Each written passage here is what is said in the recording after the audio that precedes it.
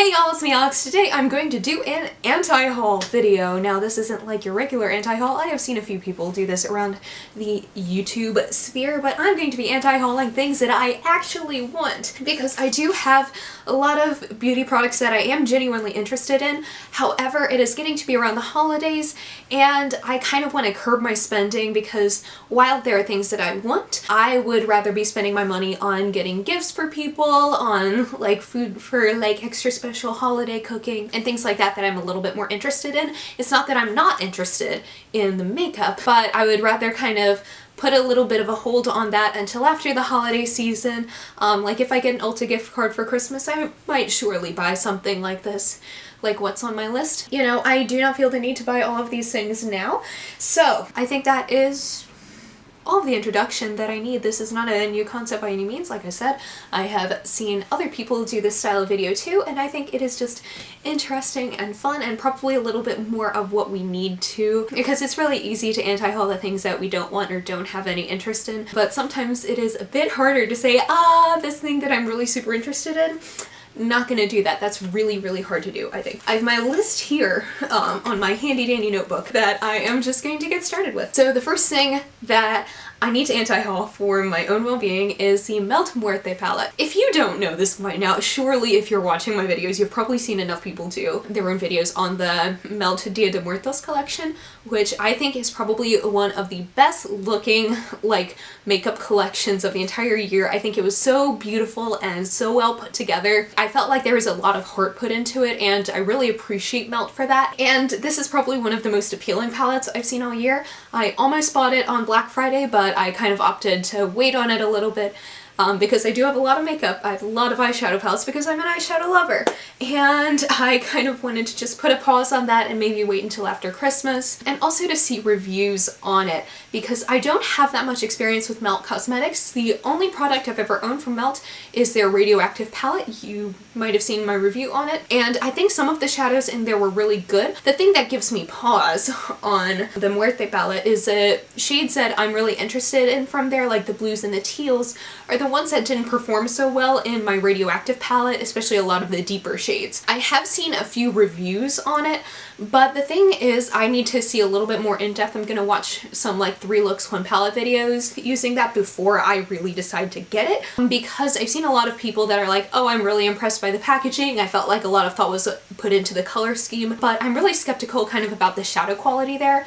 And so I'm kind of wary of buying it. Not that I think it's necessarily bad quality, but I don't want to get my heart set on it and then find out that it's a really good color scheme, but the formula doesn't really work for me. So right now I'm kind of compensating by using my Dragon Child palette a little bit more from Menagerie Cosmetics, because that one has a lot of like the blue, teal, green, red shades that are in the Muerte palette. It doesn't quite have that same range in there, obviously, because it's that one has a little bit more variety in it, whereas the Muerte palette has like this really nice gradient to it. So it's not the same, but I can get some of the similar looks from it until I have a little bit more chance to do some more research into it.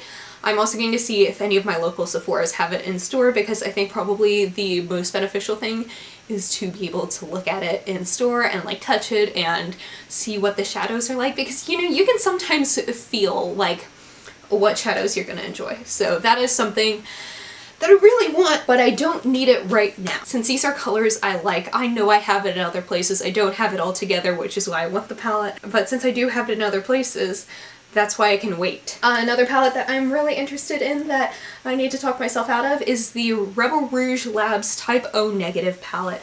Now this is a palette that's based off of like a goth rock band. I'm not sure if the band name, I haven't listened to any new music since like high school. I still listen to just like Fall Out Boy and Panic at the Disco and like nothing else, just like their new albums. So I don't know that much about other types of bands, but the palette really appeals to me because it does have a lot of grungy tones, but it has a lot of neons in there too, which I think is so cool. But I have never tried anything from the brand. I have never heard of anyone trying anything from the brand. It is on Etsy and it looks really good, and I'm not going to doubt the quality, but since it's in a pre-order and I haven't seen anyone review it, while I know I'm a person who does review makeup, I think one of the things I'm really trying to do is to wait for reviews before I go out and decide to spend a bit of my money on something, so this really appeals to me, and if the reviews are good, it's something that I could see myself spending my money on.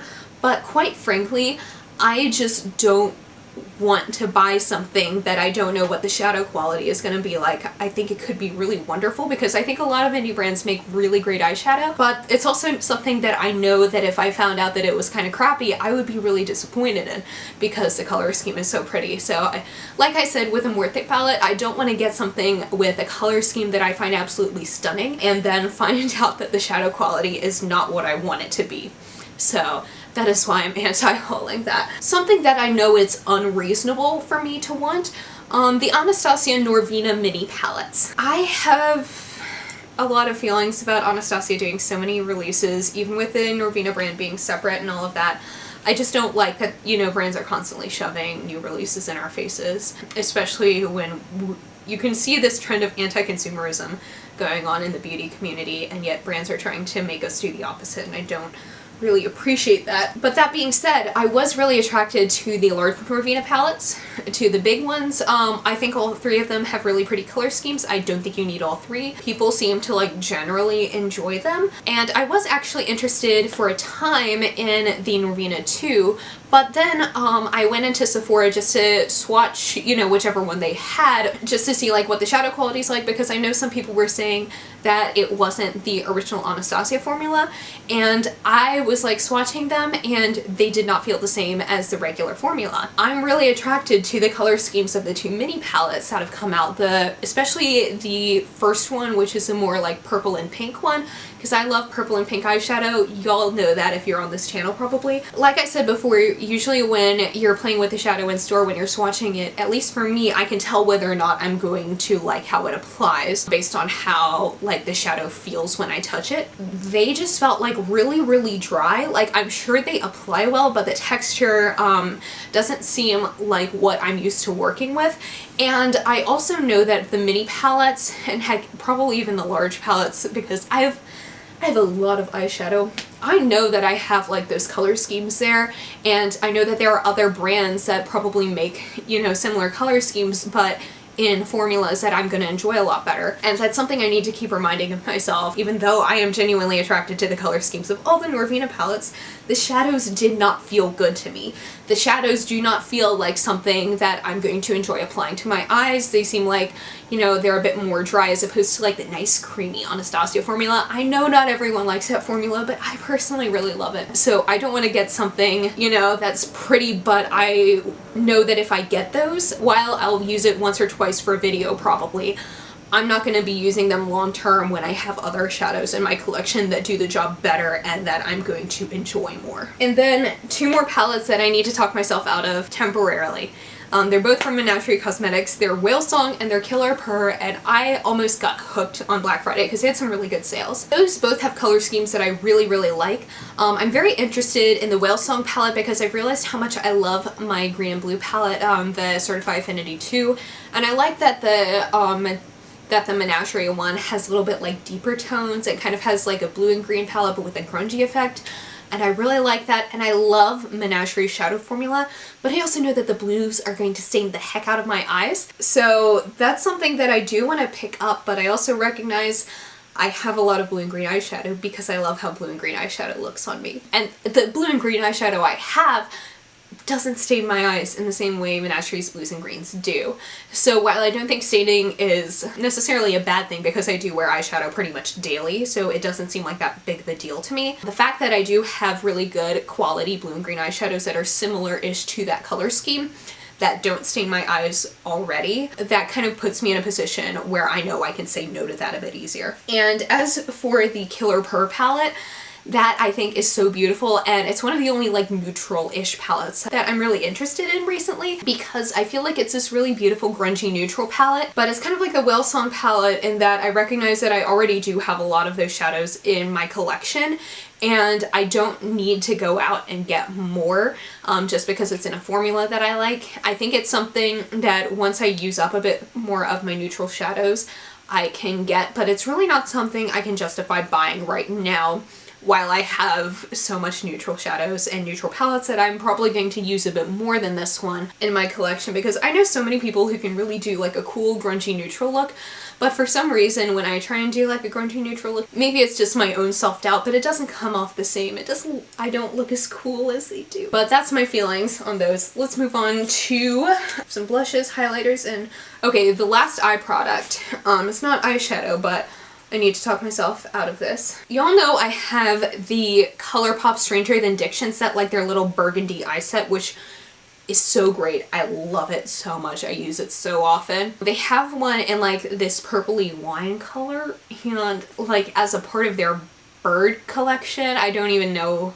They did a bird theme collection. I have been really, really interested in getting that one. I'm on the ColourPop website so often, I'm like, I need to figure out how to justify getting this. And I need to chill out on that one because it's always out of stock whenever I kind of have the opportunity to buy it. And I always like set the option of like, email me when it's back in stock, but that's so like unnecessary, I think, because I almost wonder, because it's something I'm not able to see in person, since burgundy and wine, I think they can be very, very similar colors.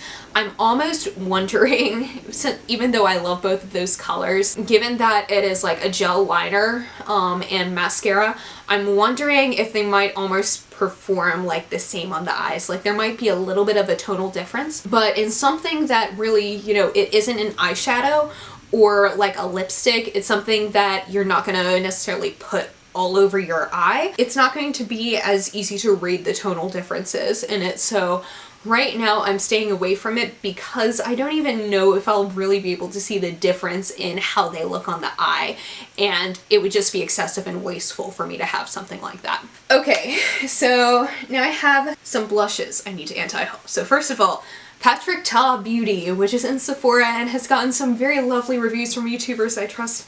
They've come out with some monochromatic blushes and I am having a hard time staying away from them. They look so beautiful. They have a couple shades that are a little bit more nude toned, and y'all know me, I love a nude tone blush, and they're glowy too. They're like shimmery. I love a glowy shimmery blush. I'm telling myself to stay away from this because one, it's really expensive for a blush, a lot more than I would normally spend, because normally I am very satisfied with my Milani Baked blushes, things of that nature, just because that's, I mean, I'm wearing a Milani Baked blush right now in Berry Amore, I believe, and I think it looks really good. It's very subtle, it's kind of nude, it's very glowy, and that's about exactly what I want from a blush. I also feel as though you only need so many blushes in your collection, because after a certain point, once you kind of figure out your style in your blush, they're not gonna look that different from one another. So I have some, like a couple of warm tone blushes, a couple of cool tone blushes, a couple matte, mostly shimmer, and I think after a certain point, I don't necessarily need that many more, even if I find them to be really pretty. I'm not one of those people who applies blushes really, really heavily. I think when you do a light application of blush like I do, there's not going to be a difference that you can really see there. So I'm staying away from those. I'm also staying away from these little Tarte Christmas blushes. Those are something that I feel really, really guilty in admitting that I want, because I don't really care for Tarte as a brand because of all of their problematic stuff. And like they never really make anything that I like, or that I'm really interested in, except for their blushes, because I used to have some of their blushes and they were really great. And so when they came out with the little trios, I was like, this is perfect, this is so perfect for me because I love their blushes. I should get that, but then I remind myself in the back of my head, Tarte isn't a brand that I'm entirely comfortable buying from. And then it helped me to hear, I saw Smoky Glow in one of her recent videos say that those were actually kind of crap. It's a really good deal if the blushes were actually good quality, but I need to remind myself, they're not actually good quality. They are not worth spending, what, like 30 bucks on. Even if it seems like a good deal, it's not a good deal if it's not good quality. And so I need to stay the hell away from those. And then finally, one more blush. It is the ColourPop Thanks for the Memories blush. I mentioned before, I love Fall Out Boy. I love Fall Out Boy, and like that just makes me so nostalgic, like as a name. Is this something that I would buy almost purely for the name? Yes. Is it a nude blush that I would probably end up using? Yeah, but it's a super shock cheek So I don't know how well those apply. If those apply the same as like a powder brush, could I use a brush for it? Do I need to use a sponge? Do I need to use my fingers? Because I know I'm a lot less likely to use a product for my face if I have to use like a sponge or my fingers. I do purely want it for the name, and that's not a good enough reason. And like I said before, just about all blushes are gonna look about the same. So this is not something I need by any means right now. Now the last thing I am very, very interested in that I need to anti-haul because it doesn't make sense for me to get it are the new Kaleidos makeup highlighters. I have been seeing like so many people, so many smaller influencers get these in PR, and they look so beautiful, and I think they look great on other people, and I think they're really good quality indie highlighters. I haven't seen really any bad reviews, and they all seem to perform really well, which I think is so cool. And I love the packaging. I've always wanted to try something from Kaleidos makeup. I am probably the outlier in the small beauty community in that I don't really care for like strange colored highlighters on myself. I have my one Kat Von, like the Alchemist palette there that I have from back when I decided it might be a good idea to buy from her, that has the strange colored highlighters in there. And while I really enjoyed it when I first got it, now I've kind of like, I think my makeup style has just kind of changed where I prefer a more natural highlight. I know, me doing anything natural, what? But now I just kind of use those as my inner corner highlights. And Kaleidos does have one highlighter that's in a more natural color that's kind of in a champagne-y pink. I might go for like a pink highlighter as the most like unnatural color. That seems like it will be a little less work to blend into blush and to make look good, but that's, like I said, that's kind of the extent of it. And the highlight that they have that I would actually go for, like the champagne pink sort of shade like that, I know I have that shade a million times over, and I don't need to get another one right now.